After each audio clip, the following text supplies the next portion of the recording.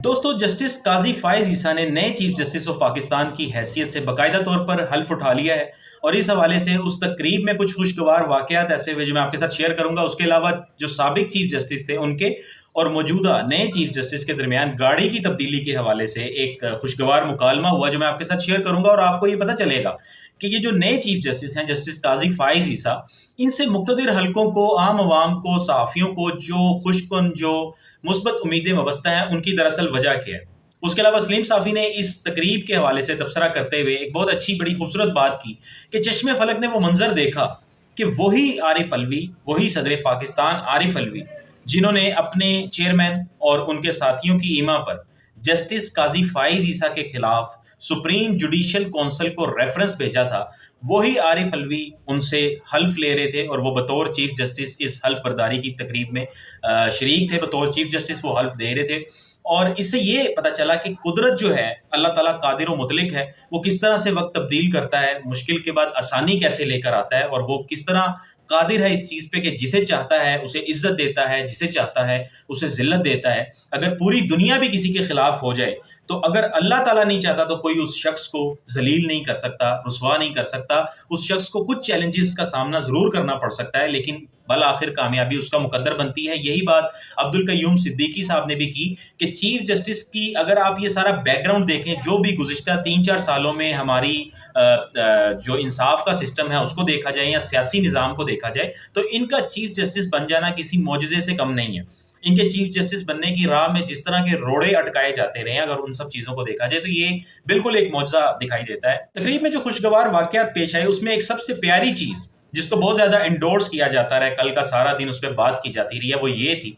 कि जस्टिस काजी फायज ईसा जब हल्फ उठाने के लिए सामने तशरीफ़ लाए तो उन्होंने उस वक्त गार्ड्स को इशारा किया और उन्हें कहा कि उनकी अहलिया जो सामने तशरीफ़ फरमाती, उन्होंने कहा कि उनको बुला के यहाँ मेरे पास लाया जाए। और फिर उनकी अहलिया वहाँ अपनी जगह से उठ के उधर चली गई। और ऐसा पहली मरतबा हुआ कि किसी चीफ जस्टिस ने हल्फ लेते हुए अपनी अहलिया को अपने साथ खड़ा किया और ये मैसेज दिया पूरी कौम को, पूरी दुनिया को, कि अगर कोई औरत, कोई भी लाइफ पार्टनर अपने साथी का, अपने शरीके हयात का चैलेंजेस के दौरान इस तरह से साथ देता है तो फिर वो जो भी इज्जतें उसके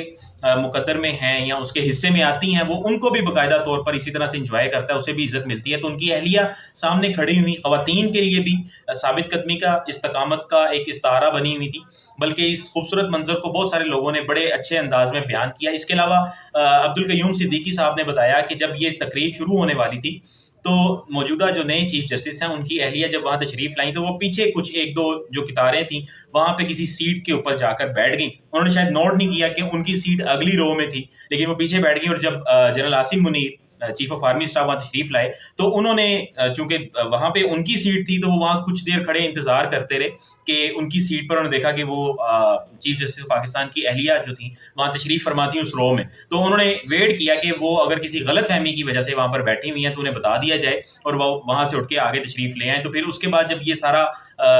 जो एडमिनिस्ट्रेशन थी उन्होंने इस चीज़ को नोटिस किया तो उन्होंने जाके उन्हें इन्फॉर्म किया कि आपकी सीट जो है वो अगली रो में है। तो वो अपनी जगह से उठकर फिर वो अगली जगह पर आकर अपनी सीट पर आकर बैठ गई। अब जो गाड़ी के हवाले से बात है वो कुछ इस तरह से हुई और ये अब्दुल कय्यूम सिद्दीकी साहब ने बताई, जिन्होंने ये मंजर बराह रास्त देखा कि साबिक चीफ जस्टिस उमर अता बंदियाल ने जब चीफ जस्टिस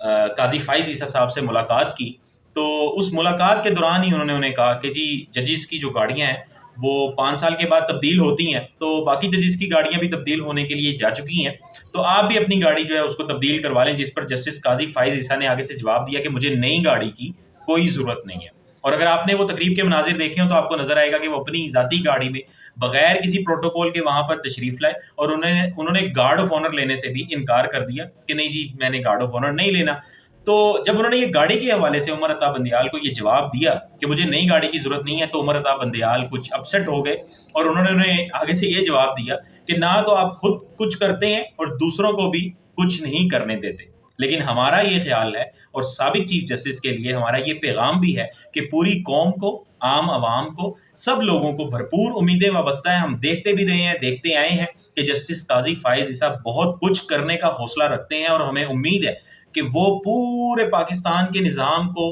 बाकी सारे इदारों में इंटरवेंशन को और इस हवाले से ऐसी कुछ चीज़ों को कि दूसरे इदारों की ज़्यादा टेंशन लेना और अपने